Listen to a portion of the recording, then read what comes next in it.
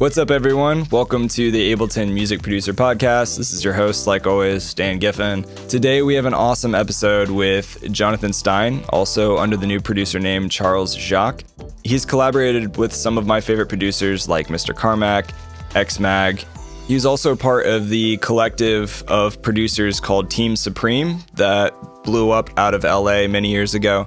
And that collective has released beat makers and producers who have gone on to have hits on BBC Radio and work with Diplo and friends. He's also a madman on the Push 2 controller. He shares a lot of really good tips in this episode with us, and we talk about all things, including how to have a great mindset for staying creative and producing music.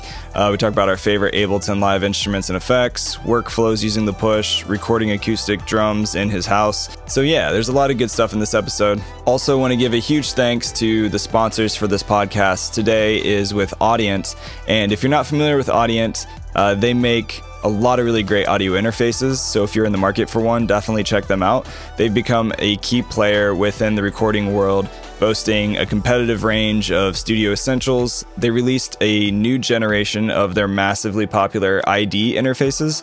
So the ID4 and the ID14 MKII, check them out. They're designed to deliver studio recordings from your desktop. Every ID interface features the Audient Console Mic Preamp and super nice converters, offering incredible audio performance in a solid and compact package. So check them out. Go to audient.com/AMP podcast. That's AUDIENT.com/AMP, like Ableton Music Producer Podcast. Check that out. They make really great gear. Big thanks to Audient for supporting this episode. Also want to give a big shout out to my friends at Melodics.com supporting this podcast. They make a really cool desktop app that you can plug in almost any MIDI controller into or an electronic drum set, practice your scales, play finger drumming, really dive in, and they've got a huge lesson variety across different genres that can really help you step up your skills in your game, performing, practicing, and they have a free trial, which who doesn't love free trials? So check that out. Go to Melodics.com, Melodics.com. And if you sign up for their subscription plan, use the discount code LPO-20, LPO-20, and that'll save you 20%. So huge shout out to Audient and Melodics for today's episode. Definitely give them some love. Also wanted to let you know, I worked with a couple certified trainers and we created the most essential keyboard shortcuts with the new Live 11. So if you want to download those Ableton keyboard shortcuts, go to liveproducersonline.com/live11 shortcuts and download it for free. Also, if you want to purchase Ableton Live software, I would be glad to hook you up with a discount. Just go to liveproducersonline.com/buyableton and I will hook you up. Big thanks to JNTHN STEIN, also known as Charles Jacques, with his new producer project name. And yeah, let's jump into today's episode. Nice. Well, are you still in Oakland or California? I'm in Cali. I've been in LA for 2 years now. Nice, man. How is LA these days? Oh, it's great, man. It's been, dude, I love the weather here. It's kind of cloudy today, but it's all good. You know, perfect podcasting weather. It's good. And dude, it's just a great city for creative people. I've been making a lot of friends, and I mean, not just musicians, like visual artists and dancers and all sorts of cool people. And people are just chill here. You know, the weather really gets to you. And I live by the beach. I spend a lot of time hanging out there and just being outside in general. And it's really nice, dude. I love it here. Hard life. Yeah. Out here suffering. Yeah, no, LA is great, man. Every time I go there, I have a good time. And I feel like I always end up meeting some like really cool, chill new people. Yeah, dude. Same. A good time. Where are you, Dan? I'm in Indianapolis right now. Oh, right on. Cost of living's real cheap. And, it's just more money to buy more gear and have more space to do it. So yeah, dude, I see that. You look pretty decked out over there. Yeah, it just looked like that mouse could like control a space shuttle. You know, it looks like that's a SpaceX grade mouse. Have you played with the Touche? This little thing? Oh no, look at that. That's so sleek and modern. Totally play with one of these, man. It's like a big squishy happy button. You can you can like pitch bend and mod stuff, and it has like a it's really great for like if you want to do any kind of swells. It's really touch Oh, sensitive. wow. You can do a lot of pitch bending, modulation, and stuff with it, and it has like its own standalone application. Damn, that's dope. Yeah, it looks really caressable. It's like, Yeah, playing that with the push, you can get some really crazy results. And I know you're a push wizard, which we should talk about that. most definitely, dude. I always love talking about push. Yeah. Now you crank out some good tutorials. I was like trolling your YouTube earlier today. But before we jump into all that good stuff, for people who don't know you, so you're a classically trained multi-instrumentalist, producer, performer. You're one of the founding members of the beat making label collective called Team Supreme in LA, which is like no small fish. That's pretty cool. You're a wizard on the push controller. You've been featured in Ableton's documentary artist series, sharing like your beat making workflows. You've been supported in major music outlets like Complex Magazine, Beats One Radio, BBC Radio, Spotify's New Music Friday playlist, all that good stuff. So yeah, that all checks out. Yeah, like I just made all that up. That's not real. Yeah. Wow, impressive improvising. That's those details. No, man, but like, welcome to the podcast. It's good to see you. Man. So, how did you end up getting into Ableton? And like, I guess even before that, what was your background getting into music? Yeah, I started getting really into music in high school, and I was playing bass, upright bass, and electric bass, and getting really into jazz. And I was growing up in Oakland, California, and in the Bay Area, there's this really, probably still now, this really happening young, I guess, high school or teenage jazz scene. There's a lot of kids that are starting to get really into it, and a lot of great education programs. One that was really big for me was this spot called the Jazz School. Okay. And I was taking a class there, which was basically, they put you in a dope ensemble with, 6 other badasses. And then there's a teacher who's also a badass, and he's just having you do, next level improvisation exercises. That was really conceptual. Like, all right, there's 5 of you, so let's play an improvised arrangement of a song where only 2 of you play at any one moment, and y'all just have to figure it out. Stuff like that. It was really cool, and got me especially hooked and interested in the improvisation aspect of music, the flow state thing. Yeah. But that's all backstory. So a bit later, when I was getting a little older, a lot of my buddies from that group were a little older, and they were going to music school over in New York and telling me how awesome it was and how crazy the jazz scene in particular was. And it's just the place to be. So I did everything I could to make it happen to go out there. I applied to schools, and I got into a school out there. And I was also getting into orchestral music and classical music at the time, because I was playing double bass as well and learned how to play with a bow and everything. So I got into the school out there for classical bass, and went out there when I was 18 and started studying that and hanging with awesome musicians. I was learning a lot, but I was also realizing that I was stuck in this middle ground of being really into composing and especially improvising, but then also really liking the super textural aspect of orchestral music, all these different sounds and textures and layers and polyphonal parts coming together. So neither of these scenes were really given everything that I wanted, the jazz scene and the classical scene. And I was interested in kind of diving into both. And it just so happened that year, a buddy of mine who was another classical bassist at the school, he was a cool dude, his name was Max. He just started messing around with beat making, and one day we were hanging, and he's like, "Hey, check out this." He like took my laptop and plugged his hard drive in, and then he downloaded a cracked copy of Ableton 8 on there. And I was like, "What are you doing, dude?" And he's like, "Oh, you'll see, you'll like this." And whatever. He did the thing where he like, opened up the RAR and like went into text edit and put the little like line of text in that made it unlocked. Oh man. Ableton right now is looking up their archives of people named Max. No, I'm just kidding. Yeah, exactly. Yeah, they're taking to a serious level. Sorry, Max. Yeah. Sorry, Max, dude. Interpol is coming for you. You probably have about 15 minutes to leave the country. Yeah, that's hilarious. Well, that's cool, man. So then you got in at Ableton 8, you said, and it was happily ever after.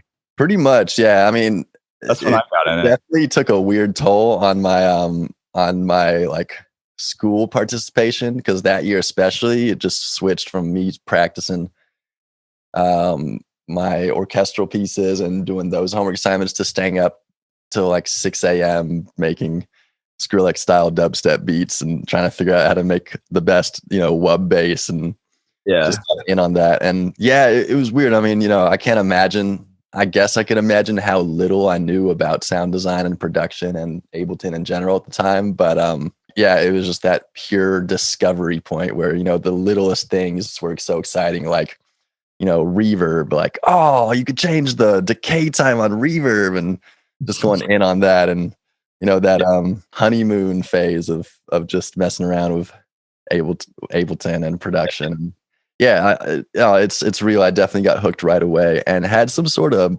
probably without even really being aware of it at the time, but some sort of foresight of it being the next thing before it was, because this was in 2010, and also of it being a really good way to merge all the things I was already interested in. Like it didn't mean, leaving behind playing instruments and all the music that I had loved and played till then. It was just this tool to bridge all of that together with all these new tools and new sounds and instruments. And I just loved that, and just ran with it. And having a really solid music theory background definitely gives you a massive advantage in getting into a DAW.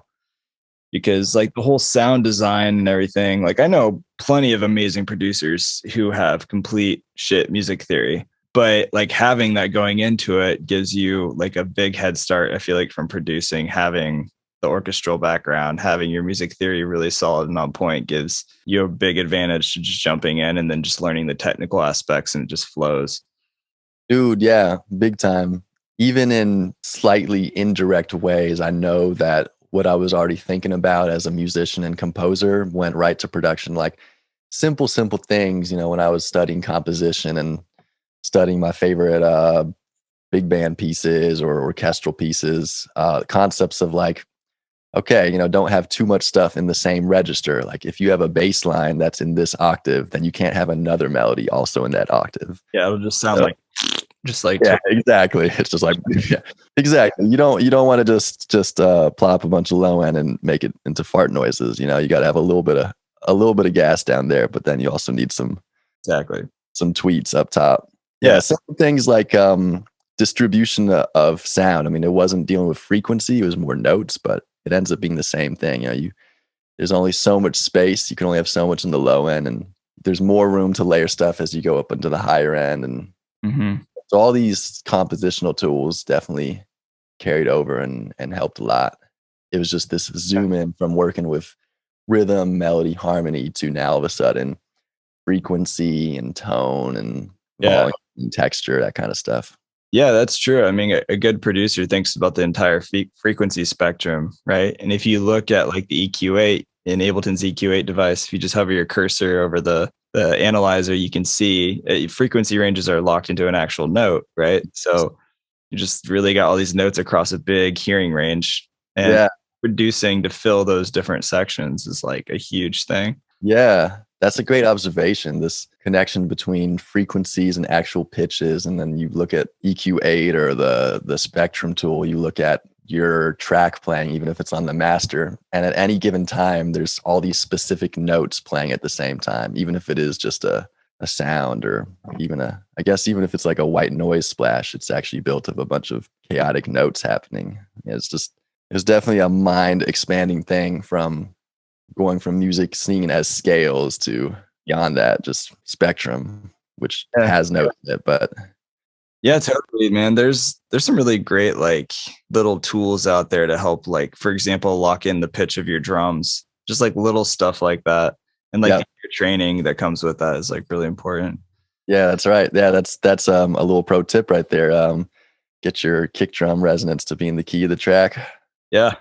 Yep. Everybody listening, if you're not doing that, yeah, if you're not doing that, just delete everything on your SoundCloud and start over. Re-export it. Yep. It's all good. No, just kidding. It was all for nothing. Yeah, exactly. No, man, but speaking of like your background history and stuff, you want to talk about how you got connected with Team Supreme, that record label? That's not like a small fish. They've worked with some really cool releases with a lot of different artists. Yeah, man. Unless I'm wrong, I think like some of the beats were released on like Diplo and Friends with BBC Radio and some other artists. Yeah. Like, how'd you get involved? Yeah, there's a couple hard, heavy hitters up in there that one in particular, two actually have worked very closely with Diplo and definitely have contributed to a lot of his records for sure. So the beginnings of this was around that same time, actually, maybe a little later, like 2011 or 12. Dude, it's a pretty simple and funny story, but basically when I was 14, my parents were sending me to this music camp in the woods. And it was chill. You just go out and stay in these cabins and, eat at a cafeteria and you play in band and go to choir class and you just kind of hang out and make friends. And one of my buddies from that camp was this really cool dude. His name is Mike. We would only basically see each other there, and I went 2 years, and he was just the coolest dude. He was just so funny, and I loved hanging with him. Yeah, we basically lost touch after those camp years ended, and I went off to school in New York, and I didn't hear from him for a while. But I think in 2011 or 12, one of those years, I released some of my first production music ever on Bandcamp. It was pretty crazy. Like, thinking back on it now, I don't even think I have the balls and ambition to do what I did then, because I just dropped a 24-track, 2-volume double album just coming in super, super hot out of nothing. And it's ridiculous. Like, it's a lot from nothing. It is a lot. Yeah. Yeah, I was really going for it. And great. I guess it hit the spot because basically he heard it. He found it on Facebook. He hit me up and we caught up and reconnected after probably 7 years of not talking to each other. And he said, dude, I listened to your thing and it's awesome. Me and some buddies of mine, I go to Chapman University, the school in LA. We're also getting into Ableton because there's an Ableton class here. And we've been doing this game really where every week one of us sends a sample and we pick a BPM to each other. And we have like an hour to make a beat. And then it quickly changed from an hour to a full week. And we do it every week. And we want to know, if you want to get in, just let us know, dude. It's really fun. So I said yes because it sounded awesome, and I was hyped to reconnect with him. So I got the email, and I had some 5-second little weird blip. I whipped out that beat and sent it over, and then I waited till Tuesday. I think was the day that the tapes would come out. Yeah, there it was. They put it up. They would at the beginning they would put it up on YouTube every week, and it would just be this slideshow of pictures of the producers or, anybody that had logos. There was logos. I definitely didn't have a logo yet. It was probably some busted ass picture of me. But yeah, and then all the beats would play on top, ciphered or mixed together. And it was really cool. I mean, it was just cool to hear other producers, doing way, way different styles and stuff that I was doing. Like the same sample, right? Didn't they? Exactly. Yeah. That's so cool. Yeah. You ever watch like the Andrew Wong 4 producers 1 sample thing? Exactly. Yeah. It's probably, I don't know if he got the idea. I mean, anybody could come up with that idea, but no, it's totally that vibe. It's this idea of start with the same source material and see how different people's brains are and see how everybody does it differently. And it's cool, man. Yeah. Above all, I mean, that's the beginnings. And, it went on to go out for, I don't know, maybe almost 200 ciphers. They were weekly for a solid 2-3 years, and then they became a little less frequent as, like, real talk, we all just got more into our own projects and developing our own personal brands. But for those 2-3 years where it was weekly, I mean, not only was there the friendship being formed between people who in some cases had never met in person, like me being in New York at the time and a lot of the rest of the crew being in LA and a couple in Colorado and Hawaii. But also this, I guess, competitive camaraderie where, you want to try, you want to put some effort into it. You don't want to like be that dude with the slacky ass beat that week. You want to go in and try and one up everybody. And it's cool. That was cool. That was fun. Like there was definitely that feeling of, oh damn, this dude won this week. You're always hyped to see who would really go in and crush it. Yeah. And it was just great practice, man. I definitely owe a lot of my production knowledge and appreciation of experimenting and creativity and trying things, and also appreciation of smooth, easy, fast workflow, quick turnaround and not overthinking stuff, that kind of thing. Dude, that's a real thing though. Like, I don't know any producer that hasn't struggled with that. Yep. Overthinking your own music, and then you get into like paralysis analysis or whatever. Yeah. Paralysis, said that backwards. You just kind of like listen to it too many times and you end up hating it. Yep. Yeah, it's a problem. Yeah. So that's kind of a cool concept. You've got a timeline. You're just like, I'm just going to do the best. And I feel like producing is way more fun when you can work faster anyway. Yep. Get a tattoo of all the shortcuts on your forehead and just learn them, and you just move quicker and get faster results. Yes, sir. Yeah, Dan, I'm a big dude with that. I'm all about shortcuts and trying to find the simplest way to get the same result, with fewer devices or fewer clicks, all that stuff. Yeah, sure. Shameless plug. I just created an updated Ableton Live Essential Shortcuts cheat sheet, and I'll send it to you if you want it. But anybody listening can download it too. If you just go to liveproducersonline.com/live11 shortcuts, plural. It's all one word. Dope. That's awesome. That was a slick shameless plug, and I co-signed that shameless plug because I'm about to shortcut live. I can't, live 11 shortcuts, but I can't take the credit for it. I hit up a bunch of Ableton certified trainers and just stole their ideas. I was like, which ones are you using that nobody else really uses? Like, nice. I mean, yeah, too bad for them. They gave up their secrets too easily, I took all of them. Yep. Are you listening? They let me steal your stuff. Sorry. Not sorry. You're definitely like a push 2 wizard, as some might say. In fact, like tomorrow we're going to do that push 11 workshop, which should be dope. Oh yeah. But how did you get into the push 2, or did you get in the push 1? Like, which one did you jump? Yeah. So I first messed around with push 1, and I think that was probably 2014. That sounds about right. And it was also Team Supreme related because we were starting to pick up a bit just from doing those weekly ciphers and really building up fan base, and also community, because it was open submission. So, anybody could submit a beat and get on a tape, and that really brought people around to be into it. So we started having shows, kind of showcase style shows in LA, where in some cases, all 18 of us would perform 30-minute sets, and which was cool. It made for these awesome shows of just really, really eclectic, diverse musical stuff happening. Some dudes were DJing bangers. Some dudes were, this one dude, Goodnight Cody, who's a really sick producer. He makes, like, it's hard to explain, like PC music meets Hawaiian luau slide guitar. It's out there. But yeah, he would he's a really sick slide guitar player, so he would bust that out. And yeah, so there's just a lot going on, a really diverse, eclectic crew. And I always really loved coming out for these shows. I would fly out and hang with somebody from the group, or just like sleep on whatever couch was open.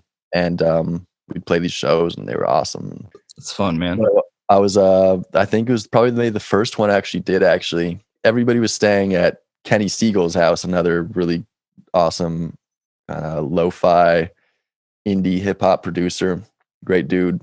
Yeah. And it was this house, and a bunch of us were crashing there, just wherever. I think Ableton already had Team Supreme on their radar. They already saw that they were doing cool things and kind of just hanging out with them. And so I think Ableton gave Team Supreme a couple push 1s just to pass around and try. That's a gift. But yeah, it was a big gift, especially in retrospect, definitely a life-changing one for me, because long story short, I ended up being at this house, hanging with everybody, and hanging with another Team Supremer and awesome person and producer, Dot. Her real name is Kate. And she had one of these pushes, and she put this thing in my lap and said, "Hey, check this thing out. It's kind of cool." So, I messed around with it a little bit, and, I definitely was not my first time with a MIDI controller in my lap. So at first I was like, all right, cool. It's another, cool looking MIDI controller. But then she showed me the keyboard mode, and I started messing around with it, and I noticed you could, put it in scales or have it be chromatic. And there's this really, really instant click moment where, when it was in chromatic mode, I just instantly recognized that it was laid out exactly like a bass, particularly an 8-string bass. Yeah. Because it's this grid of 8x8, and left to right, it's chromatic, and vertical, it's in fourths. And that's exactly the way a bass or guitar is laid out. Each one of these rows on the push was like a string, and every one of the squares left to right was like a fret. And this is a way that I'd been thinking about music since I started playing bass when I was, I don't know, 12 years old, 13 years old.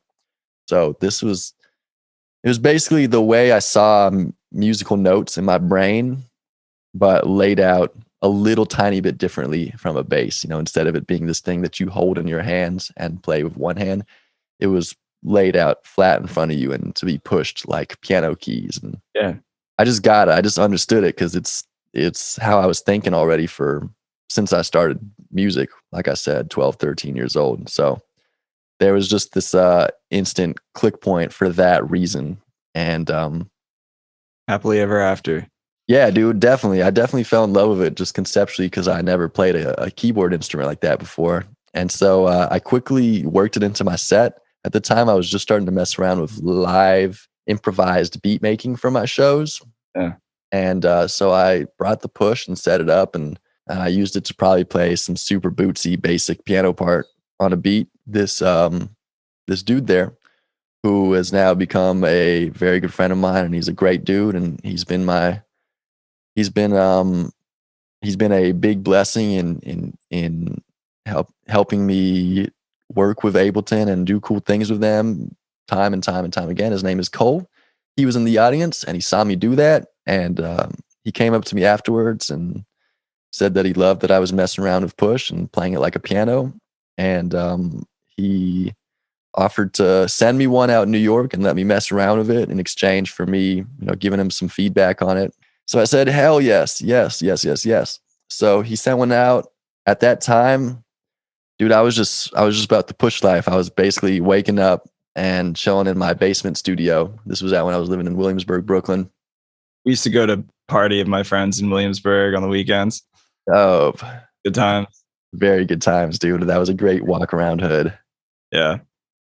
So I basically spent the next year or 6 months at least just waking up and just practicing push like 6 hours a day and just learning what it could do, and getting into the point where I wanted to see if I can make whole beats with the computer screen off and just with push. And yeah, and I was obviously doing my part, taking notes, and 6 months later, he called me up and I just dropped this big ass list of suggestions and feedback and, like bug stuff, and just dropped all this on him. And he was like, damn, this is way more than I expected. Here you go, dude. Keep that push, bro. Keep doing you. And I did, dude. I mean, I just kept leaning into it more. And yeah, it's an awesome instrument. It's definitely an instrument. It's in my eyes goes beyond MIDI controller. I mean, it's definitely not perfect. Like I'm still trying to low key, slip suggestions in their ear. I want it to be bigger. I want it to be 12 by 12. And okay, some more paths. Yeah, there's still a long ways before what you're showing me seems to be the next frontier. These super tactile things where it's not just you push and you could do aftertouch, but it's all of this XYZ axis movement and touch. That's probably the next wave, and I'm sure they'll take it to that level. But for where it's at and the generation of MIDI instruments, it's pretty cool. It's pretty sure. Well, like speaking of toys that you use in the studio, do you have a specific workflow when you're starting a track? Do you start on the push most of the time? Like, what does it look like usually when you start a new beat? Like, what does that process look like? Yeah, there's a couple ways. I think it's nice to change that up. I'm definitely one to form habits, especially when they start to work. And there's always a really nice honeymoon phase with that, where at the beginning you're just crushing it because you locked onto some tried and true thing. But then there's always that point where you realize that the last 10 beats you made kind of sound similar, and then you get a little depressed, and then you're like, all right, we're going to delete this entire template and start from scratch and find something new. And then the cycle repeats again. So that's what I've noticed about my flow. It's always, I find something that's working super well, and it usually involves me building this big ass template that saves all the busy work to get that sound. Yeah. Then great stuff comes from it, but then it starts to get a little homogenous, I guess. And then you start to enjoy it less and get bummed, and then you just have to destroy it. You have to fuck it up and just start from scratch and find something new.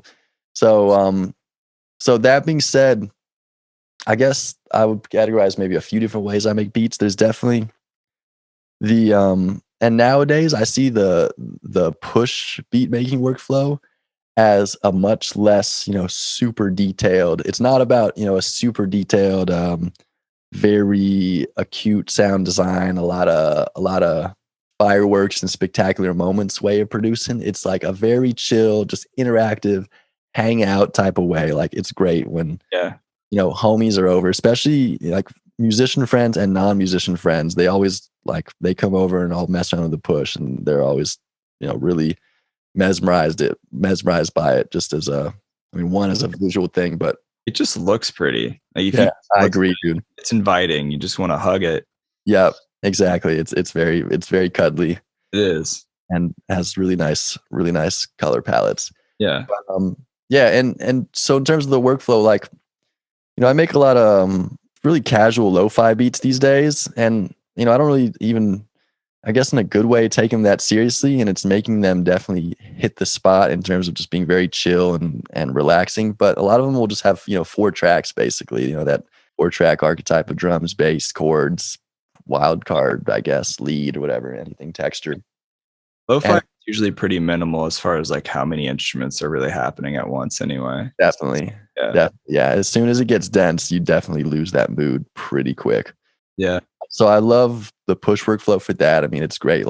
You set up pull up a few drum sounds, and, you play some live drums or program them, play some chords, play it. And it's very good for that. Just lay down the first things that come to mind workflow. It's that instrumental thing. As soon as you have an instrument that you could play in real time, you could harness that flow state, that non pre-composed, premeditated flow state. And if you let that roll, push is awesome for that, because you just, hit record, play the first chords that come to mind, play the first drum beat that comes to mind, first bass part. And honestly, in 10, 15 minutes, you have this very, very chill, maybe 4, 8 bar, 16 bar loop. Yeah. And then you start in session view when you're doing that? Yeah. So push is basically, you can do some arrangement view stuff, but it's definitely about the session view vibe, where you're building up clips and letting them loop and manipulating those loops. Yeah. And then these days, dude, I've been getting into just putting a bunch of effects on the master channel, and then just hitting global record, so that your session performance records into the timeline in arrangement view, and then just going hard on just tweaking automation and stuff. Yeah, turn automation record on, and that's great. That's something that I overlooked for a long time, because I also do have this what's the word? I guess maybe OCD, but I like my tracks to be very tidy, and so I like to draw in my automations and get the curves to be super clean. And when you record automation, it's just the opposite of that. It's just a bajillion rando automation points, and it looks super messy. Do you get into the draw tool? Do you draw a lot of your automation curves or like that? Yeah, definitely.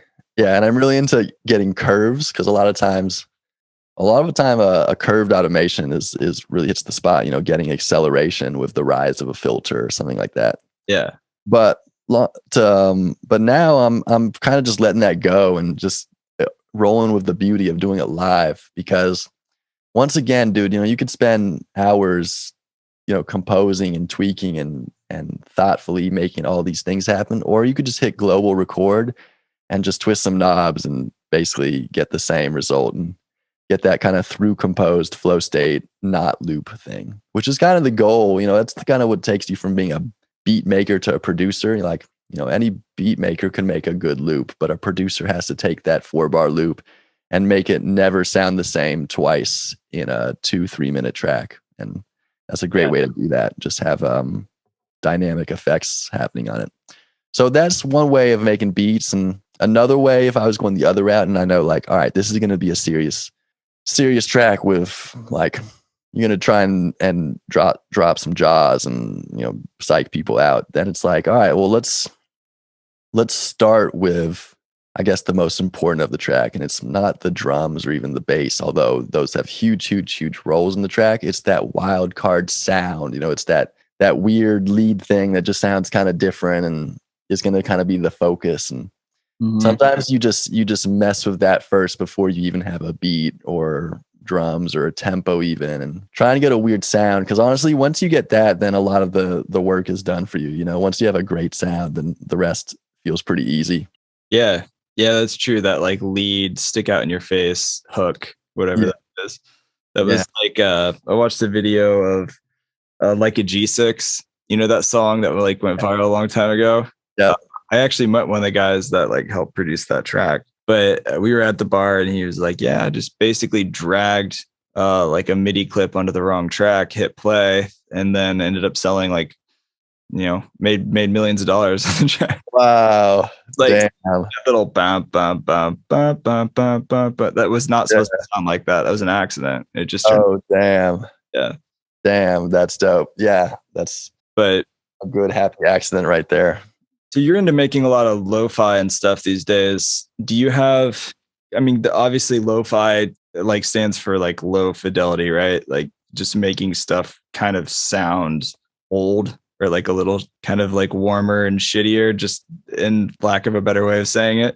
Yeah, that's probably about as good as we can narrow it down. Yeah, I mean, it's true that that's become a pretty vague genre, but it definitely lines up with a lot of my interests. You know, it's a great opportunity for me to put a lot of jazz influence into these tracks, and you know, have these really nice, warm, lush chords on guitar or piano, and for it to get just dude, I guess warmth is really the word. Very, very warm music. You know, I've been using the voice a lot, you know, vocal stacks and, you know, making basically chord pads with the voice, which Really? How are you doing that, if you don't mind like nerding out? yeah, no, I got you. I mean, it's basically just the freaking the crew do the work way. It's like set up a whole bunch of tracks in a group and have pairs that are panned really hard left and right, sometimes 50 left, 50 right, sometimes a little less depending on what you want to go for.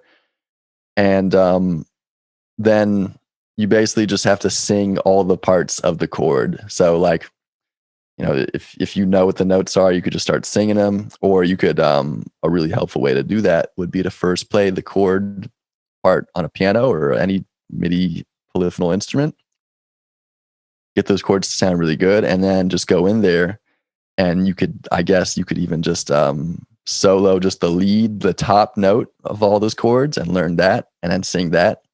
And then to get that choir sound, it's all about how many times you double it. So I always at least do 2 of each part. So 1 on the left and 1 on the right.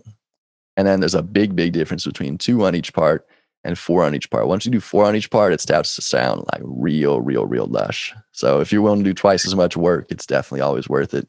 Yeah. Yeah. And you just go down. Then you have to do the next part, you know, what would be called, you know, the alto part, the next voice down. And then you sing 2 or 4 of those or more. You could do 8, you know, go in. And then learn the third part, I guess the tenor part, and then the bass part. And, you know, some of these harmonies have more than 4 parts and you just keep going. And like, you know, this is stuff that you got to be patient with. It takes a lot of time. And especially, you know, like that's the first layer. And then you go in and edit and, you know, make sure it's all in tune and your starts and stops, you know, your cutoffs are lined up. You know, you got to get in there with crossfades or, you know, like this is detail intensive building here, but the end result is always so nice. And it's this cool mix of this a very, very organic sound instrument, you know, the human voice, the most natural one, most personal, and personal in general, because everybody's voice is different. So it's like, sure. Yeah, you have a great voice too, man. Like I have been listening to your tracks heavier the last couple of days leading up to this episode, and thanks, man. I love your music, dude. It's really good. Added a couple to the Spotify playlist. Oh, hell yeah. I appreciate that, bro. Yeah. Yeah. So the end result is just always really good because it's this mix of the human voice, but then it also, if you really do it really well, it's this chord, you know, this really nice chordal texture that to me always sounds way more interesting than even the, you know, the best synth patch or just cool. It always it's one of those things where like, you know, nowadays I have this other artist project under my middle name called Charles Jacques, and that is me focusing or being I guess a singer songwriter. You know, I'm writing songs, and you know, I'm still approaching it as a producer too, but you know, it's more like me writing these songs on guitar and then producing them and I don't want them to be too dense. I want them to be songs. I want them to focus on the lyrics and vocals. So how do I make a really interesting sonic space with like not that many layers? It's these projects, it's kind of that 4-track principle with drums, bass, chords, and whatever melody. Yeah. So the layers you do have, you got to find ways to make them one, very you and very personal and very sonically pleasing and interesting. And a great way I've found has been definitely using as much live stuff as possible, and particularly the voice, which is just crazy personal. And yeah, man, that's so true. Cause like you've got Splice and you've got all these sample packs floating around the interweb.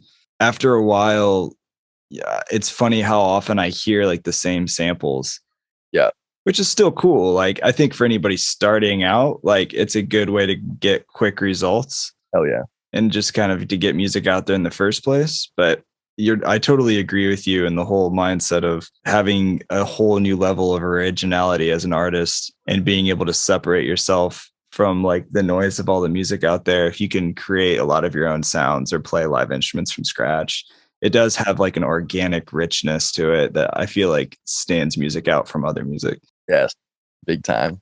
Yeah, this is something, it's something that I've been practicing more and more, but I guess even just the concept of sound design, where it stands today with what technology allows us to do, like what you could do to sound in something like Ableton, it's almost reached this, I don't know, I guess singularity point where you could turn any sound into any other sound. And, granted, like you got to be pretty clever and use a lot of tricks. I'm building up this approach, or it's even this philosophy where like, you start making a track and after that, you really don't need any additional source material. It's already there in what you have. Like you could take a micro sample of whatever the vocal you sang or that little guitar part of the drums and then twist it, reverse it, pitch it way down and put reverb on it. And you have this whole other thing. And then you could freeze that sound that you just made and, run it through overdrive and reverse it again and, pitch automate it. And it's like a riser now. And yeah, you could spin endless amounts of sound out of the single source material. So it's, I think that's a really liberating concept from feeling like you gotta literally, pay money and fish out there for sounds that are already made, when it's not that hard and really fun to make your own. And it's you, dude. It's just unique. Nobody else will have that sound. And true, man.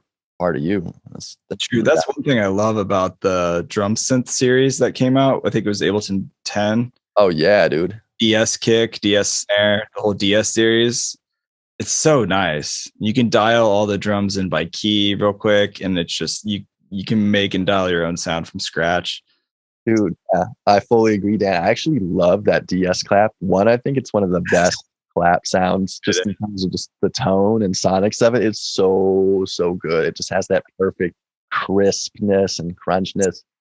And then, yeah, it's like crazy customizable. There's that slop thing where you can make it, super tight, like the traditional 808, where it's just like, but then you can also make it really loose. It's like, it's like all clappy and like splattery. Yeah. Yeah. Yeah. Yeah. Dude, I fully agree, man. That's a cool way to think about drum synthesis. It's you remember that actually, yeah, it's more true to the origins of drum machines. It's not just this sample where you push a key and the sample is triggered. It's like it's actually a synth and there's variants and parameters that could change. Yeah, for sure. Hey, you wanted to take this time real quick to remind you to check out Audience Interfaces. I mentioned earlier their ID14 MKII and the ID4. They deliver a lot of really awesome studio recordings with their Audient Console Mic Preamps. They have really great converters. If you're in the market for getting a new audio interface, definitely check out Audient. Just go to audient.com, audient.com/AMP podcast and look them up. Also, big thanks to Melodics for supporting this episode as well. They make that really cool desktop app. It's a great way to grow your skills, plug in almost any MIDI controller. It's great for finger drumming and playing scales on the push, as well as my MIDI keyboard. I also play drums. They have an electronic drum kit, lesson variety, so you can grow your skills that way as well. Check that out. Go to melodics.com, melodics.com, and use the discount code LPO-20 to save 20%, or check out the free trial. And back to today's episode. Thanks for listening, everyone. Have you played with any of the new devices in Live 11? I don't know if you've had a chance. Oh, yeah, definitely. Anything that stands out to you? Any favorites? Yeah, absolutely. Yeah. Let me make sure I'm not skipping any before I go to my big favorite one. There's a lot. Yeah, I mean, yeah, there's nice little tweaks here and there, and I'm slowly getting to know the new Reverb, particularly because it has a in the algorithm side a mode called Shimmer, which is an octave reverb. But that's cool. I mean, that's like similar to what the Valhalla plugin does. But the big standout for me, and also aside from a huge workflow come up, which is comping, like that's a big one for me. Yeah. But in terms of instruments and devices, there's this thing called Spectral Resonator. Yeah. And yes, I guess I have a bit of man. You could help me with this, Dan. But it's essentially, it does some sort of digital analysis of the input and then maps the tone of the input to keys or a frequency. Mm-hmm. So anyway, my hack with it, or my trick with it, is I'll put the spectral resonator on a open input set to the mic, and then there's on the spectral resonator you could either just set it to a frequency or you could send MIDI to it. Yeah. So I send MIDI to it from another channel and have it be polyphonal, 16 part polyphony. And then it's basically a vocoder, dude. You arm both channels, you sing, and then you play the chords, and it's a vocoder. It takes the tone of your voice and then assigns that tone to every note that you play on the keyboard. And it's awesome. It sounds so good. You could basically just play, vocal choir chords in real time on the spot, and it sounds amazing. Yeah, no, it really does, man. I found a lot of weird ways to use it. Like even just putting it on a return track and sending I sent like a bass synth line to it and the kick drum at the same time. Nice. On like for certain hits, it was just like this fat, juicy, like resonating synth effect. Yeah. That just happened to me too. I think I accidentally put it on the master of of some really chilled out lo-fi beat because I was trying to find effects to mess around with. And it like quickly went from being this, super chill study beat vibe to just being like this crazy, demented, demonic, like experimental trap track instantly. Like it did exactly what you just described. It resonated, specifically the kick, snare, and sub, but it was accidentally set to like 20 hertz or something crazy low. Yeah. And it just had this like boom, this crazy intense rumble resonance. And nice, dude, it definitely gave me some ideas. Like it definitely threw off the game plan for that beat. So I don't think I rolled with it, but I definitely logged it in as a crazy sound design tool to make some next level experimental beat vibes. Yeah, man, that's another beautiful thing about Ableton. It's just happy accidents all day. Yep. Love it. Yeah. So what other devices? Spectral Resonator's dope. Yeah. Let's see. Maybe pull up a little Ableton sesh. Pull up an Ableton sesh. Yeah. Let me peep my Spark notes. So you have like that poly instrument got bundled in too now. They took a lot of Max for Live devices and basically just married them and baked them in natively to Live 11. The poly is really cool. It's like a little poly synth. Tell me about this. Is this a Max joint? Yeah, I think it was released. I'm gonna like have to go back and edit this. Yeah, well, I see it. I'm pretty sure it came out with like the creative extensions tools or the creative pack that came out in 10. I'm pretty sure that was part of it. Nice. Yeah, I'm taking a look now. I'm just trying to eyeball what I see here. I mean, yeah, it seems like you can get some cool bass sounds out of that poly. There's some good presets in there too. Oh, nice. Little 3 oscillator joint, saw pull sub. Yeah, the thing's fun. I don't think I've finished the track using it, but I've definitely played with it a few times. So I was like, I need to use this later. Nice. Dude, man, there's Max stuff going on. Yeah, I recently got into, I'm sure there's nothing new for you, but Granulator, dude. I don't know if you've. Yeah. Wow. Granulator's awesome, man. You have your vocals in there? Like as people to drag it in? I haven't tried that. I've been putting in full bounces of tracks because one of my homies, Brian, he's really into this pretty crazy out there producer named Little Snake. He's kind of making some of the more experimental stuff I've possibly ever heard. It sounds like It's definitely dark, but it sounds like beats that a distant future dystopian AI would make. You know, it's his whole thing. It's wild. His whole thing is basically like putting source material, definitely whole vocal, just vocals, but a lot of times whole beats into granulator. Yeah. And then recording automation of him just tweaking stuff and just completely just annihilating the sound. Yeah. Yeah. And then putting drum beats over it, and it sounds pretty insane. But yeah, so through that I've learned a bit about the potential of granulator and kind of trying out his approach to it. And it's just an insane way to demolish sound, and kind of that idea of any source material of sound can be tweaked and warped and worked into any other, just with, I guess, time stretching, pitch manipulation, grain size, all these things. That's pretty much what it comes down to. Yeah, granulator is really cool for sure. Do you ever play with wavetable? Oh, dude, yeah, I love wavetable. Yeah, I saw a tutorial with you rocking a wavetable instrument on the push. Nice. You were like shredding. Wavetable has a lot of good synth leads, like, or even bells. Like a lot of the mallets and bells are really nice on there. Yeah, dude. No, when Wavetable came out with 10, that was a game changer for me. I mean, one, you know, I'm like I mentioned, you know, I'm a very visual dude, I guess, in a sense, and even a lot of my associations with music are visual, like such as that example of me seeing notes and scales and chords as a fingerboard, just because I've been playing bass and guitar for so long, and so that helping me understand push. You know, the I guess also just through learning about synthesis through Ableton since I started, but it's all about seeing these waveforms and seeing the shapes of these envelopes, and I really appreciate this big, expansive, immersive visual interface that Wavetable offers, especially if, you know, you pop the window open and let it take up the full screen. Yeah. I would love to see that in the drum bus. I would love to see a pop-up screen on the drum bus. Nice. We could have kind of more detailed view, what's going on with boom and all the other stuff in there. That's cool. I like that. Yeah, it would be nice to see specific levels on the boom and even on the soft and medium and hard clips. And yeah, that's cool. One little update, speaking of compression, with the compressor, you can actually see the decibels of how much gain reduction is happening in 11 now, which is really interesting. I just found that out like 2 weeks ago. But if you look at the regular compressor, when you pull down the threshold, now at the bottom, tiny little numbers, it shows you how much gain reduction is happening. Oh, nice. A nice little update with the compressor. That is cool.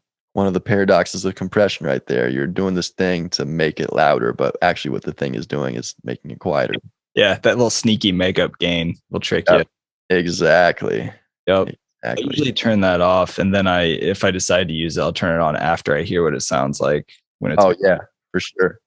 Yeah, turning no makeup is definitely a more honest look at what's going on. Mm-hmm. Yep. Like a person with no makeup, you know? Right. See what they actually look like.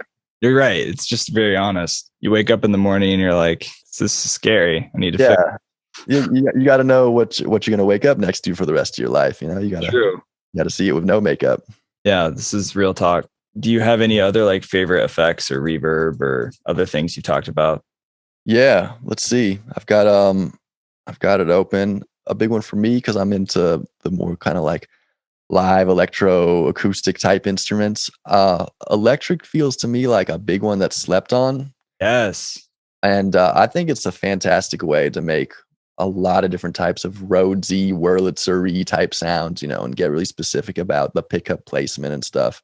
It sounds really good, man. I mean, I've basically been using it for a long time and definitely am not tired of it. Quite the opposite. I'm still learning about it. So that's a big one. And, you know, that's nothing new, but I don't really hear other people talking about using it for that type of sound, for that kind of, for electro acoustic stuff, Rhodes and whatnot. Oh, it sounds amazing for that. Yeah, I use it all the time. And I was really happy to see that they updated the interface with 11. Yep, exactly. I feel like the redesign is so much more user-friendly on a lot of fronts. Definitely. Yeah, no, definitely. And there was another instrument that got a nice facelift, Collision. Collision also. Same thing, dude. Yeah, that's been a big one for me as a producer a long time. I've made a lot of great ploppy, weird, you know, clunky, conky sounds of Collision. And I've been doing that since way back. I probably first started messing with it in, I don't know, 2014 or something like that.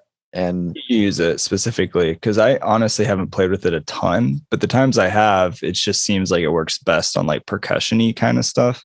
yeah, that's pretty much it. So what I understand about Collision, and for those that haven't messed around with it yet, it's a physical modeler for mallet based percussion instruments. Mm-hmm. So what that means is, a little bit different from synthesizing with like an FM synthesizer, where you're synthesizing with classic waveforms such as sine, square, saw, noise, or any of the hybrids like wavetable or operator. It's more of this abstracted algorithmic recreation of what different densities of a mallet sound like on different resonating bars. And in Collision, it could be a beam, it could be a marimba, which is a beam that's caved out. It could be a string, it could be a membrane, which I think is like a skin, a drum head. Yeah. It could be a plate, which I think is just a sheet of metal. A pipe, which is a circular, a cylindrical thing of metal. A tube, I don't know how a tube is different from pipe, but and then so yeah, you determine the resonator, you determine the I guess the density and the placement of where the mallet strikes. You determine the density and stiffness of the mallet. You could definitely do pitch envelope. So basically, all these things are you attempting to recreate something that would happen physically in the organic world, but it's really abstract and hard to understand those things. You can't predict it. It's not like putting a filter envelope on operator. You know what that's going to sound like. It's very chaotic, and it's you really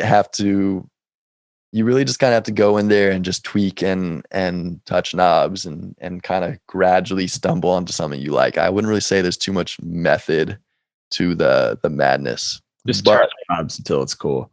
Yeah, but there's a beauty to that, because it's that you have no choice but to go the happy accident route, and pretty much every time with some effort or just some patience with it, really, you stumble on some cool sounds, and definitely sounds in that category of those wild card, weird, super interesting leads that could carry a whole track. Mm-hmm. Yeah, and like, do you oftentimes, when you get weird and create like a crazy chain doing that kind of workflow, do you do a lot of freezing and flattening or resampling of the sound?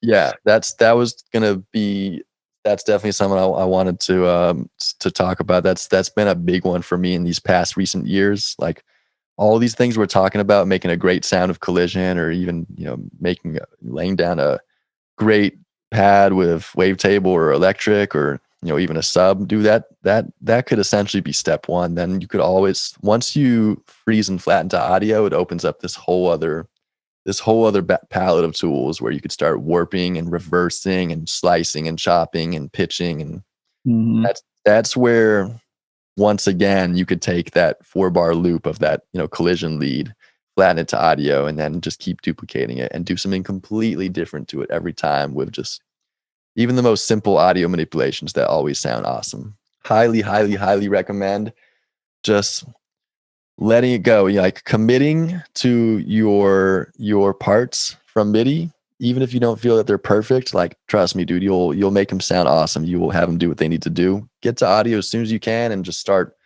demolishing, start messing with stuff, because that's where the magic happens. Yeah, getting inside that clip envelope and doing weird stuff. Exactly, dude. Yes. Bill Gates, he calls those like mud pies. Well, he'll just like resample like a soloed track, so it's recording on a new audio track, and then just twist knobs until he gets some weird stuff, and then he'll just chop that chunk of the audio and use it as like a little filler. Exactly. I call it like Easter eggs in the track, when you have like stuff going on a drop or whatever, and you just have this little thing pop out. Absolutely. Yeah. It's all about those Easter eggs. Like, that dude, a lot of beat makers making loops, but nah, if you want to have a piece that just someone will listen to and just be completely immersed in it, and possibly have their mind blown and just wonder how you did it. I mean, this is how you do it, man. You make a sound that sounds awesome. That's step one. And then, dude, you mud pie. Yeah, you start doing real-time things with it. And the goal, once again, is to not make a beat that loops. You want every repetition to do something different. And it's not that hard to do that, actually. Just takes a little time, a little patience. Yeah, for sure. Let's go on more Easter egg hunts. Yeah. Love it.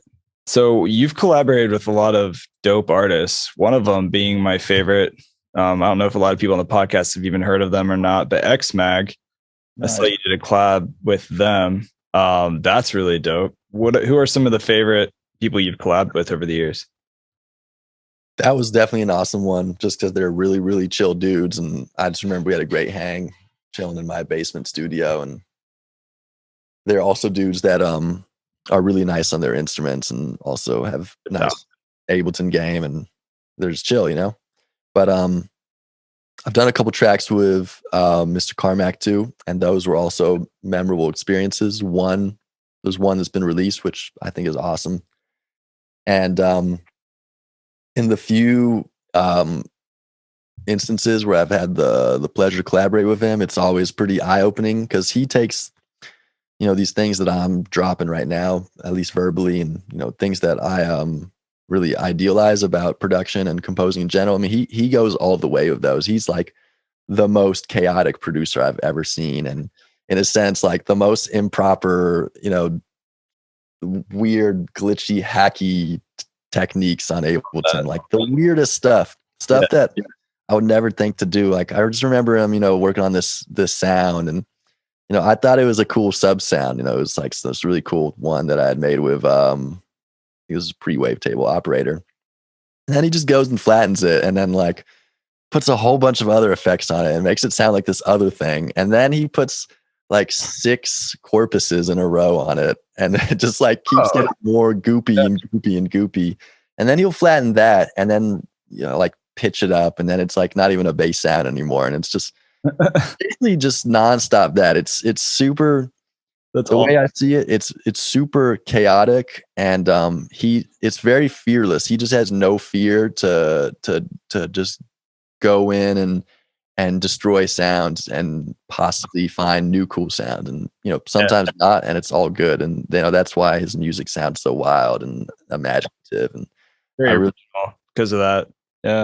Yeah, I really took that away from my experiences with him, and it definitely kicked my ass, because, I mean, especially at the time, like I said, like I really feel like I've been loosening up and moving more towards that approach, just with, I guess it's confidence, but it's also just letting go of your ideas of a perfect track. Yeah. But at the time, I was definitely, you know, very OCD about my sessions and just the actual Ableton session file, and it was very clean and organized. And like, he's just the opposite of that. He just came in and just like threw all my clothes on the floor and the socks out of the drawer, and, you know, left the bed unmade. And this tiny part of me was like, oh my God, I'm so uncomfortable with this. But then another part was just loving it. And I like definitely that wave, and it's awesome. Learned a lot from him. And the track is awesome. It's called Who Cares? It's on my JNTHN STEIN Spotify page, and it's really wild and beautiful, and I think really summarized an interesting evening. I mean, also another memorable aspect was like, he was out in New York playing a show, and he hit me up out of nowhere, like honestly probably at 11 p.m. when I was starting to wind down. I was like, yo, dude, can I come through and you know, let's work? And like, I didn't want to say no, because, you know, that's a cool opportunity. So Mans came through, and, you know, we stayed up till like 4 working on this track, and it was just different, dude. Like, I don't know. I'm too like wellness oriented now to let that happen. I'm like going to bed early, and, you know, like, I don't know if something like that will ever happen again, but it was a cool one for sure. That's awesome, man. Yeah, that's the thing, is like, I find, just to backtrack a bit, like I'm finding myself caring less about everything being perfect, because in the end of the day, what is perfect in the first place? And then also, like, there's a playfulness and like a fun, almost childlike mentality with producing that I think, I don't know, you go down different avenues when you aren't afraid of messing things up in the studio when you're producing. It's like, I know for me, when I first started producing, I was like afraid when I was getting into the whole mixing thing and I was learning sound design. I was like, well, I don't want to make it sound bad. So then I would just not do things that could have taken me down another rabbit trail that would make it sound way better or something really unique. So I love knowing like Mr. Carmack and like that whole story that you said, because I feel like that's a good testament to anybody listening. It's like, don't be afraid to just mess things up. You just never know what's going to come out the other side. Yeah, dude. I'm a big believer in that in all regards to life. A specific example of that I like to remind myself of, it's basically summarizing what you said is, dude, when you open up Ableton, just don't be afraid to make a bad track that you might just delete after, an hour. And it's great. Once you start approaching it that way, where you just don't care at all about making it awesome, then you pretty much always end up having fun messing around with stuff. And paradoxically and ironically, you always ends up stumbling onto something good. And those are the best ones, Yeah, no, it's true, man. And like even the times when I had an opportunity to sit in a studio with somebody else that I was like a fan of and like start working on a track with them, there's been times that I didn't even release some of those tracks where it was just a good hang. We just had a great time. We made music. And it's like, who cares? We made a memory. It was fun. Like exactly. Yeah, that's it, man. Just with everything in life, dude, don't worry about the end result so much. Try and make the moment and process enjoyable. Yeah. Yeah, I really feel like the listener can feel the vibe of the intention that was going into the track when it was being made. Like I really do. I really feel like I can feel the emotions of the producer. Always. Whatever they were putting into it and when they were making it, for sure. Yep. That's the subtle aspect of being an artist. Regardless of your level of mastery, there's always that intention of why you're doing it, and it's going to come through no matter what you do. Mm-hmm. Every choice you make, even as little as it is, has some sort of intentional reason behind it. And listeners pick up on that. Audience picks up on that. It's true, man. It's very true. I try not to get stressed out when I'm making music with all the geese honking at me outside my window. But once I get past that, smooth sailing. That's pretty cool, Dan. If geese are your biggest obstacle in life, I'd say you're killing it, man. Really, this is true. This is true, man. Yeah, I appreciate the support. That's good. It's good perspective. Got this. As far as like performing live, do you want to share like your basic setup? Like, what does that look like? Yeah, dude. Well, I don't know if you heard about this this pandemic scenario. That's yeah, it's been a great year. Yeah, I don't know if you've heard anything about this pandemic that's been ravaging the world the past year. Yeah, but basically I haven't been able to perform in a while. So, but when I did before that, I was starting to mess around with getting the producer stuff and definitely pushed, but mixed in with other instruments. And I played a show at the end of 2019, which was pretty cool with a band. These are all really good homies of mine from high school. He was up in Oakland, my buddy Isaac on drums, and this great keyboardist Ian on keys, and guitar player Ryan. And I was frontlining and I was running vocals through Ableton. I had the push on the table, and I was also running my bass guitar through Ableton. And I had different racks or channels set up to make the bass sound like a bass, and another one to make it sound like a guitar, like through amps and that kind of thing. And I had reverb and delay sends for the vocals that I could wash in, and a couple keyboard instruments to play on push, like an operator based pad, an operator based monophonic lead, probably definitely an electric type Rhodes. A lot of my music has that.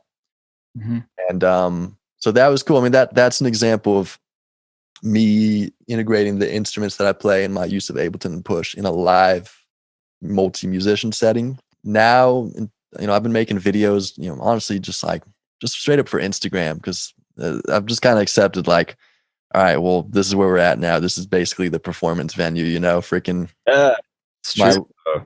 Here it is. My life's work and focus has all been condensed to a 1 minute video. Here we go. Let's get it. Let's do it.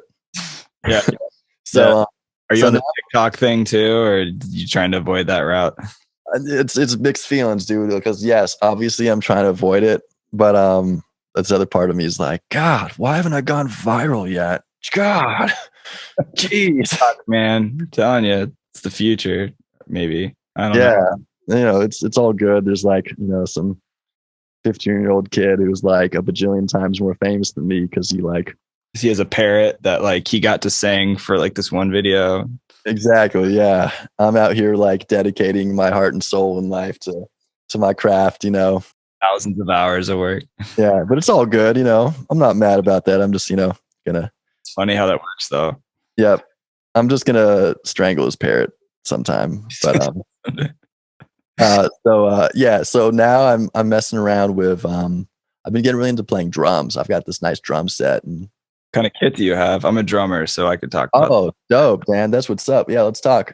Dude, I've had some weird drum blessings recently. I wanted to buy a kit around Christmas time. And so I asked my kind of a buddy of mine, the drummer that plays with my dad. My dad's a music director at a pretty cool church up in the Bay Area. And I said, "Hey, Lewis, you have any, I know you collect drums. Do you have any kits you would sell me?" And he said, "Dude, like take this kit and just keep it, man. I never play it. And nice. you're pretty cool, man. I like what you're doing and just take care of it." And I was like, hell yes. So he gave me this beautiful vintage Yamaha kit. It's a 22-inch kick. It's probably from the 80s. Nice. I've got a 16-inch floor tom, and I have 2 snares right now. One I've tuned pretty high and snappy, and it's kind of like more like a James Brown funky type kit, and it's really, really responsive and bouncy. And then the other kit I put I'm just trying stuff, but I'm liking where it's going. I put Evans hydraulics on it, and it's tuned super low and ploppy and 70Z, and so I'm just kind of switching between those two. And yeah, it's a great kit, and I'm enjoying practicing, and it's like I feel like I've been approaching it from the producer perspective. I've been programming beats and sound designing drums for whatever 10 years now, and now I'm trying to do that in the real organic world. And whole different world, man. It is, dude. It's not like you could just roll the decay time down. It's like I have to put a pillow in the bass drum now, or use a different beater and stuff. And yeah, getting an awesome sound from miking an acoustic live kit in your house can be really tough. Yeah, a few times. Yeah. That being said, though, I think I've stumbled on a really, really great process for that. And it's pretty simple, and it's part of where I think my live performance is going to go, because I'm getting into drums and getting better at them and just love playing them. But I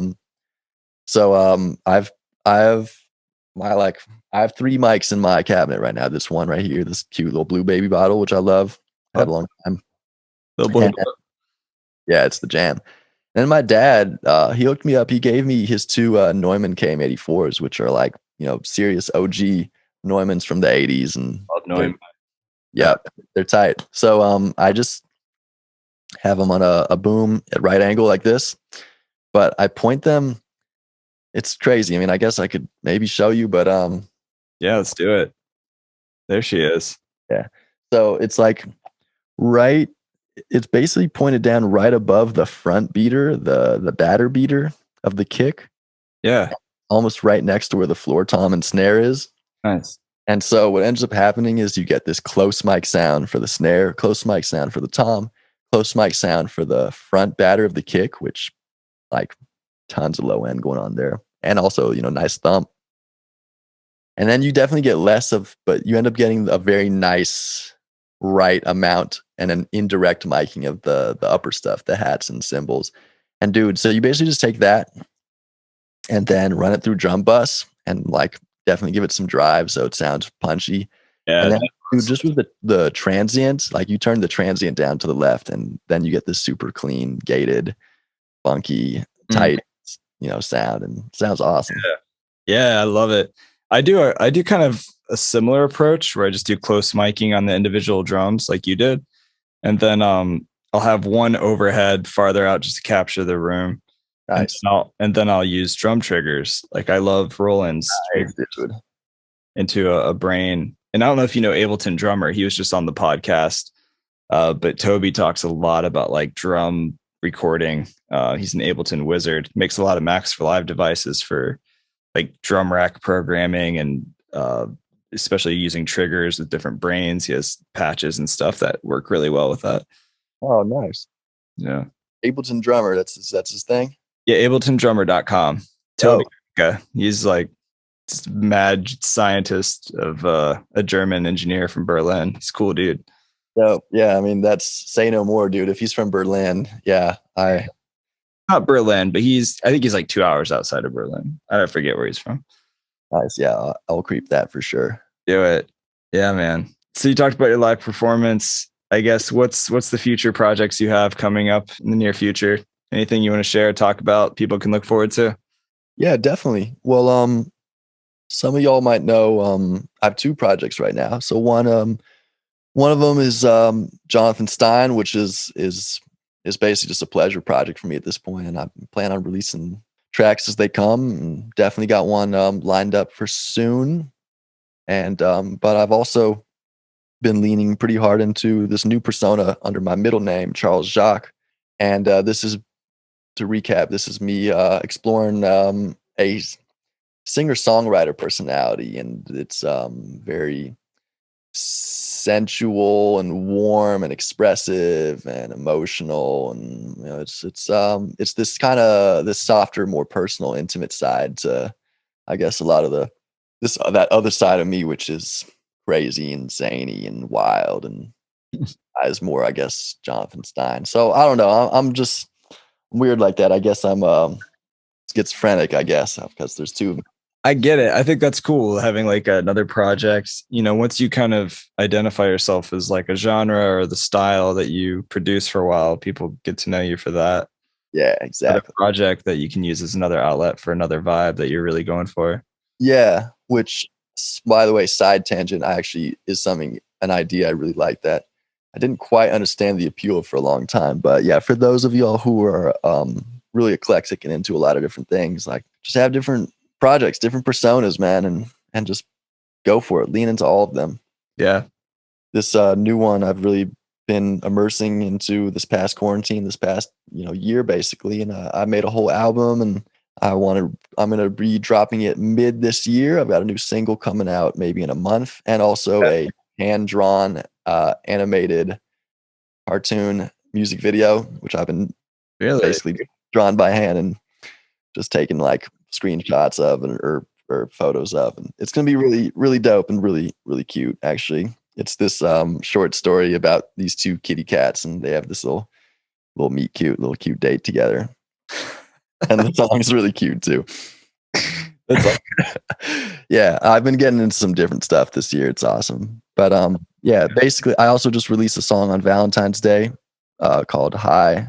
So yeah, you could expect a lot of music from that project this year and going forward. And yeah, yes, Wavy was your newest single, right?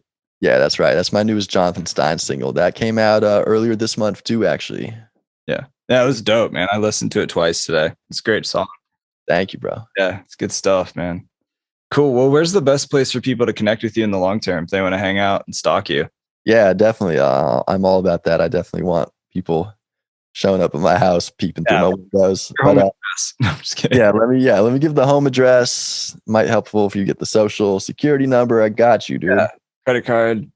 Let's see. Yeah, please follow me on Instagram. It's I am Charles Jacques. So that's IAMCHARLES JACQUES. I am French American. That's the name of my French grandfather. Charles is the name of my American grandfather. So cool. That's why it's all French and got the Q and whatnot. But yeah, follow me on there. I'm posting cool videos of me messing around with different stuff, and you'll definitely be able to keep up with both Charles Jacques music and JNTHN STEIN music on there. Nice. Follow me on Spotify, both JNTHN STEIN, that's JNTHN STEIN, and Charles Jacques.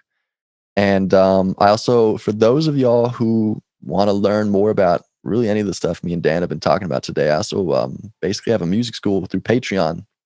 So if you search JNTHN STEIN, JNTHN STEIN on Patreon, I have monthly subscriptions that offer bass guitar lessons, piano lessons, push lessons, Ableton lessons that also involve project file downloads, and also one-on-one private sessions. So hit me up there. I mean, hit me up anywhere, YouTube too. Like, yeah, I'm definitely big into fan communication, or just any type of communication, whether it's just to talk about any of the stuff me and Dan have been talking about, or just anything really. Like, you want to talk about cats, I got you, dude. I got you for days. So hit me up on any of those, and I'll definitely reach back. Would love to connect. Yeah, for sure. And as always, anybody listening, we'll post all the links to the socials and stuff. Awesome. For JNTHN in the show notes. So definitely scroll down there and check that out. And dude, it's good hanging with you, man, today. I appreciate your time. I know you've got stuff to do. Yeah, man. Let's catch up again another time soon. If for whatever reason you get lost and wander your way through the Midwest to Indiana. Yeah. I'll know I've arrived at your space when I hear the geese. Yeah, you will. No, for sure. Just be careful, man. They're dangerous. Got it. Don't get too close. No, especially during mating season. Yeah. Wow. Yeah. They're defensive. They're very they're all very jealous types. That's for sure. Yeah. Fighting. Although I found they do mate for life. Oh, nice. That's respectful right there. Lessons to be learned there. Yeah. Yeah. Right on, dude. Well, hey, man, it was good hanging with you. Dope, man. This was great, man. I had a lot of fun. Really awesome talking to you. And I'll see you Thursday. Is that right? Yeah, that's tomorrow. Hell yeah, Dan. Thanks, bro. Have a good one, man. Yeah, you too, dude. Later. Peace.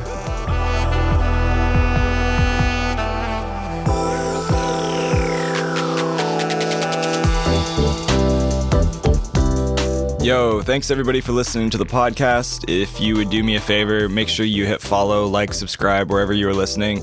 It would really help me out. If you also are on Apple Podcasts, hit that 5-star review button and I will love you forever. Heads up, if you want to download those keyboard shortcuts in Live 11 I mentioned earlier, grab them for free and you'll get a PDF. Just go to liveproducersonline.com/live11shortcuts. So /live11shortcuts. If you also want to purchase Ableton Live 11 and you haven't purchased it yet, now is the time. So many good things in there. I'll hook you up with a really good deal. Just go to liveproducersonline.com/buyAbleton. And last but not least, would love to have you in my Discord community doing like weekly live streams, ask questions, share your tracks, hang out with the community. And it's completely free unless you join my membership and get VIP status. But hang out in the community, grow new brain cells. It'll be fun. Go to liveproducersonline.com/Discord, hang out with me, meet some other people, and I hope to see you there soon. Heads up, I like the mobile or desktop app the most.